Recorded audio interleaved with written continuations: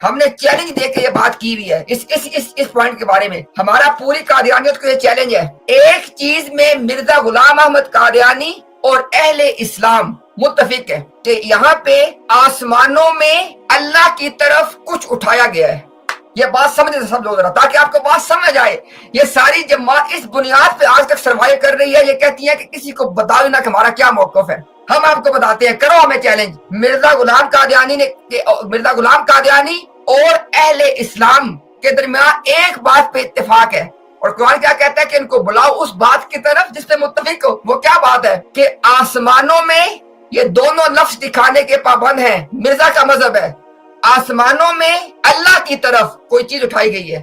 جھگڑا کس بات میں ہے؟ مرزا غلام احمد قادیانی کہتا ہے کہ روح اٹھائی گئی ہے عیسیٰ ابن مریم کی. اہل اسلام کہتے ہیں کہ عیسیٰ ابن مریم کو اٹھایا گیا ہے. آؤ فیصلہ قرآن سے کر لو.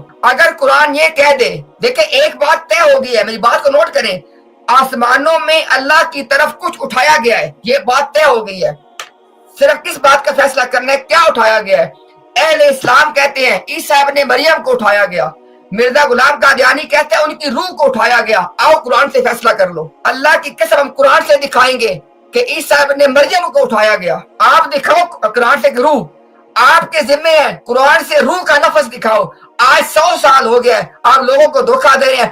قرآن سے آسمان کا لفظ دکھاؤ، قرآن سے جسم کا لفظ دکھاؤ. ہمیں آپ دکھاؤ، ہمیں قرآن کریم سے روح کا لفظ دکھاؤ. ہم آپ کو قرآن سے اپنا عقیدہ دکھاتے ہیں کہ عیسیٰ ابن مریم کو اٹھایا گیا. نکلو میدان میں، فیصلہ قرآن سے کرنا ہے.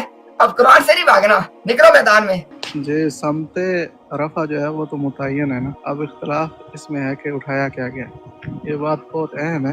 قادیانی بار بار کہتے ہیں الیہ جو ہے اس سے مراد جو ہے وہ آسمان ثابت کرو، لفظ آسمان دکھاؤ. تو یہ تو ہے ہی دونوں فریقین کے درمیان مسلم. یہ بات آپ نے سر جی پتا کیا، ایک سوری آپ کی بات کاٹی ہے. میں کہہ رہا ہوں کہ ہم دکھائیں گے، لفظ آسمان بھی دکھائیں گے، لفظ اللہ کی طرف بھی دکھائیں گے، مرزا سے دکھائیں گے، دونوں لفظ دکھائیں گے.